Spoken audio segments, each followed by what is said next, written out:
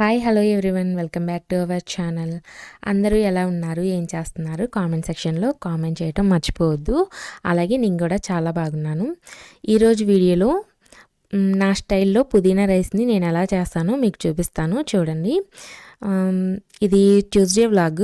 Tuesday రోజున పిల్లలు ఇంట్లోనే ఉన్నారు, అందుకని వాళ్ళ కోసమని కొంచెం స్పెషల్గా ఏమన్నా చేసి పెడదామని పుదీనా రైస్ అలాగే ఎగ్ పొటాటో కర్రీ చేస్తున్నాను అనమాట. వాళ్ళ ఇంట్లో ఉన్నప్పుడు ఇలా స్పెషల్గా కొంచెం ఏమైనా చేసి పెడితే వాళ్ళు ఇష్టంగా తింటారు, అలాగే హ్యాపీగా కూడా ఫీల్ అవుతారు. కాబట్టి నేను వాళ్ళ కోసమని ఈ 2 రెసిపీస్ చేస్తున్నాను. ఇక్కడైతే నేను అన్నీ కట్ చేసి పెట్టుకున్నాను. పుదీనా రైస్కి కావాల్సినవి, కర్రీకి కావాల్సినవి. ఇక్కడ పుదీనా ఫ్రెష్గా ఉండే పుదీనా తీసుకోవాలి. పుదీనా ఆకుల్ని చక్కగా కాడలు లేకుండా ఒలుచుకొని అందులో ఒక పచ్చిమిర్చి కూడా వేసుకొని పేస్ట్ లాగా చేసుకోవాలి. ఈ పేస్ట్ అనేది ముందుగానే రెడీ చేసి ఉంచుకోకూడదు. అప్పటికప్పుడు మనం రైస్ కుక్ చేస్తున్నాము ఒక 5 నిమిషాల్లో అనగా పేస్ట్ చేసి పెట్టుకోవాలి. లేదంటే ఇది కలర్ మారిపోతుంది, గ్రీన్ కలర్లోకి రాకుండా బ్లాక్ కలర్లోకి వస్తుంది. అలా అయితే రైస్ కుక్ చేసుకున్నప్పుడు రైస్ కలర్ అనేది బాగోదు. ఇప్పుడు పుదీనా రైస్ ఎలా చేయాలో చూద్దాం. ఒక ప్యాన్ తీసుకొని అందులో 1 స్పూన్ నెయ్యి అలాగే ఒక 2 స్పూన్లు ఆయిల్ వేసుకోవాలి. నెయ్యి వేసుకుంటే రైస్ అనేది చాలా టేస్టీగా ఉంటుంది కాబట్టి నేను ఇక్కడ కొంచెం నెయ్యి యాడ్ చేశాను. ఆయిల్ హీట్ అయిన తర్వాత బిర్యానీ మసాలాలు ఉంటాయి కదా, దాల్చిన చెక్క, లవంగాలు, బిర్యానీ ఆకులు, స్టార్ పువ్వు ఇవన్నీ వేసుకోవాలి. తర్వాత కొన్ని జీడిపప్పు కూడా వేసుకోవాలి. ఆ తర్వాత కొన్ని పచ్చిమిర్చి, ఆనియన్ సన్నగా కట్ చేసుకొని అవి బాగా వేగిన తర్వాత అల్లం వెల్లుల్లి పేస్ట్ కూడా వేసుకొని పచ్చివాసన పోయేదాకా వేయించుకోవాలి. తర్వాత ఒక చిన్న టమోటాని యాడ్ చేసుకోవాలి. ఈ టమోటా అనేది యాడ్ చేయకపోయినా కానీ ఏం కాదు. నేనైతే ఒక చిన్న టమోటాని సన్నగా కట్ చేసుకొని యాడ్ చేస్తున్నాను. అలాగే పచ్చి బఠానీ నైట్ నానబెట్టాను అనమాట, అవి కూడా ఇందులో వేస్తున్నాను. పచ్చి బఠానీ అలాగే చిన్న క్యారెట్ ముక్కలు చిన్నగా కట్ చేసుకున్న క్యారెట్ ముక్కలు కూడా వేసాను. ఇవన్నీ వేసిన తర్వాత మెయిన్ పుదీనా పేస్ట్ వేయాలన్నమాట. పుదీనా ఆకులుగా వేసుకుంటే అంత టేస్ట్ రాదు. పేస్ట్ చేసి వేస్తేనే పుదీనా రైస్కి ఆ ఫ్లేవర్ అనేది బాగా పడుతుంది. ఇప్పుడు పుదీనా పేస్ట్ని వేసుకోవాలి. తర్వాత ఇందులో కొంచెం సాల్ట్ వేసేసుకొని బాగా కలుపుకోవాలి. ఇక్కడైతే నేను పసుపు అనేది యాడ్ చేయట్లేదు, ఎందుకంటే పసుపు యాడ్ చేస్తే మళ్ళీ రైస్ ఆ కలర్ అనేది వేరుగా ఉంటుంది, వేరుగా వచ్చేస్తుంది, గ్రీన్ కలర్లో రాదు. పుదీనా రైస్ కాబట్టి మనకి ఇక్కడ కొంచెం గ్రీన్ కలర్లో వస్తేనే తినడానికి బాగుంటుంది, టేస్ట్ కూడా చాలా బాగుంటుంది, చూడడానికి కూడా బాగుంటుంది. అందుకని నేను పసుపు యాడ్ చేయట్లేదు. కొంచెం సాల్ట్ వేసేసి కొంచెం వెజిటేబుల్స్ అన్నీ మగ్గటం కోసం ఒక 5 నిమిషాలు అలా మూత పెట్టాను. ఆయిల్ అనేది ఇలా కొంచెం పైకి తేలుతున్నప్పుడు 1 గంట సేపు నానబెట్టిన రైస్ని వాటర్ ఏమీ లేకుండా వేసుకోవాలి. ఈ రైస్ అనేది మసాలాలో వేసి ఇలా ఒక 2-3 నిమిషాలు ఇలా ఫ్రై చేసుకుంటే రైస్ కుక్ అయిన తర్వాత చాలా బాగుంటుంది. ఇక్కడ మీరు బాస్మతి రైస్ అయినా యూజ్ చేయొచ్చు, నేనైతే నార్మల్ రైస్నే యూజ్ చేస్తున్నాను. ఇలా ఒక 2 నిమిషాలు రైస్ని ఫ్రై చేసిన తర్వాత ఇప్పుడు వాటర్ యాడ్ చేసుకోవాలి. 1 కప్పు రైస్కి 2 కప్పుల వాటర్ యాడ్ చేసుకుంటే సరిపోతుంది. వాటర్ యాడ్ చేసిన తర్వాత రైస్కి సరిపడా సాల్ట్ని ఇక్కడ లాస్ట్లో యాడ్ చేస్తున్నాను.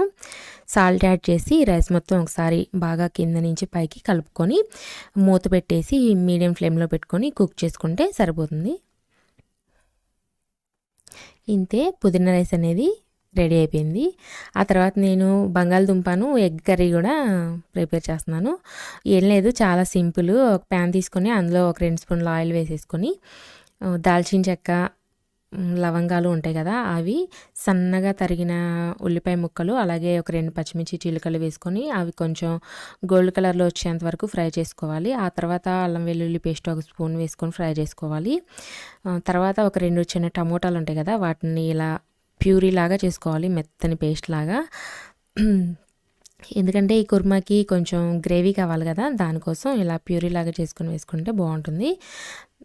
ఆ టమోటా కొంచెం ఉడికిన తర్వాత బాయిల్డ్ పొటాటోని చిన్న చిన్న ముక్కలుగా కట్ చేసుకొని వేసుకొని కొంచెం పసుపు అలాగే కొద్దిగా కారము, కొంచెం ధనియాల పొడి వేసి బాగా కలిపేసుకొని 1 కప్పు వాటర్ యాడ్ చేసుకోవాలి.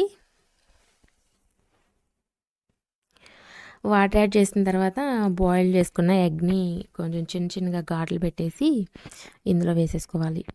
లాస్ట్లో కర్రీ సరిపడంత సాల్ట్ని ఇక్కడే వేసేసుకుంటున్నాను.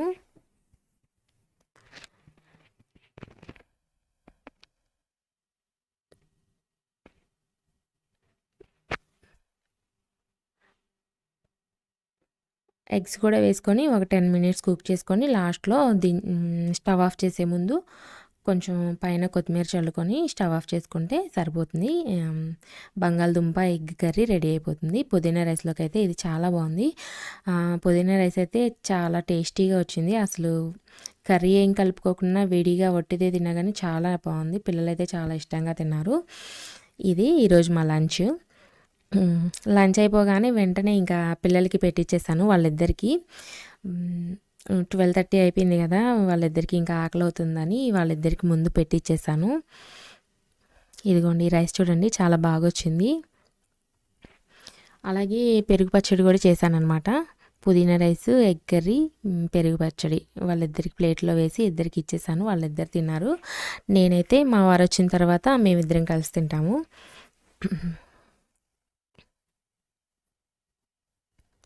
ఇలాంటివి పిల్లలకి లంచ్ బాక్స్లో చేసి పెడితే చాలా ఇష్టంగా తింటారు. చాలా ఈజీగా కూడా అయిపోతాయి అన్నమాట ఇలాంటి రైస్లు. ఇది ప్లేటింగ్ అయితే.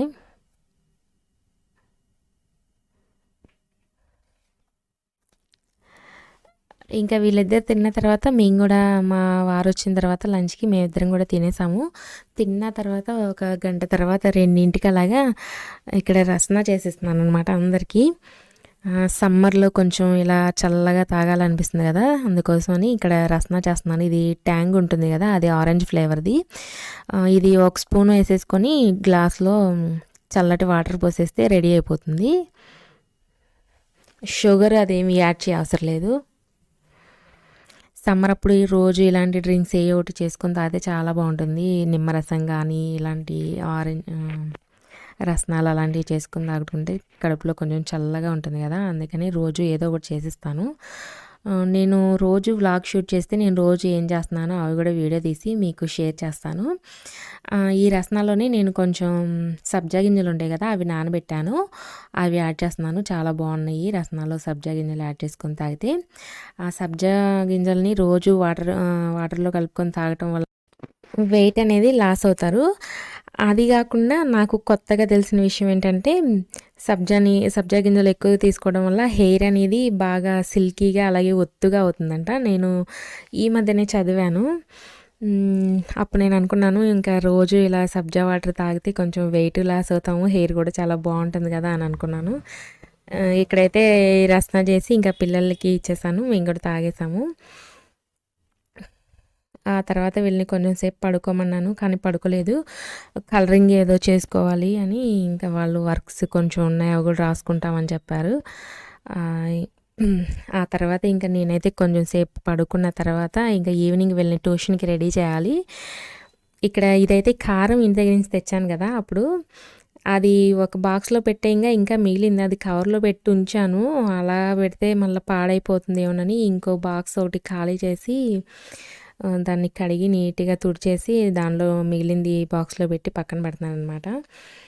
ఇక్కడైతే వీళ్ళకి గిన్నెలు అది కడిగేసిన తర్వాత అక్కడ వాటర్ బాటిల్స్ అనేవి కడుగుతున్నాను. చిన్న వాటర్ బాటిల్ వాళ్ళు ట్యూషన్కి తీసుకెళ్తారు, అది ఇంకా క్లీన్ చేసి దానిలో వాటర్ పడతాము అని వాళ్ళకి స్నాక్స్ ఇచ్చేసాను. ఆల్రెడీ స్నాక్స్ తింటున్నారు. నేను ఇంకా ఈ వాటర్ బాటిల్స్ క్లీన్ చేసి వాళ్ళ వాటర్ బాటిల్లో వాటర్ పోయాలి. నేనైతే వాటర్ బాటిల్స్ని ఎలా క్లీన్ చేస్తానంటే విమ్ లిక్విడ్ ఉండేది కదా, దాన్ని నేను హ్యాండ్ వాష్ ఒకటి ఖాళీ డబ్బాలో వేసేసుకొని కొంచెం వేసుకొని మిగతా మొత్తం వాటర్ యాడ్ చేసుకొని కలిపేసుకొని పక్కన పెట్టుకుంటాను. రోజు పిల్లల వాటర్ బాటిల్స్ ఇలా కొంచెం ఒక 2 డ్రాప్లు వేసేసి కడిగేస్తాను. వారానికి ఒకసారి అలా ఇంకా వేడి వాటర్తో కడుగుతాను. రోజు అయితే ఈ విమ్ లిక్విడ్తోనే కడిగేస్తాను అనమాట. ఇది ఇలా రెడీ చేసి పక్కన పెట్టుకుంటాను. సోప్ పక్కనే పెట్టుకుంటాను, బాటిల్స్ అవి కడుక్కోవడానికి ఈజీగా ఉంటుంది.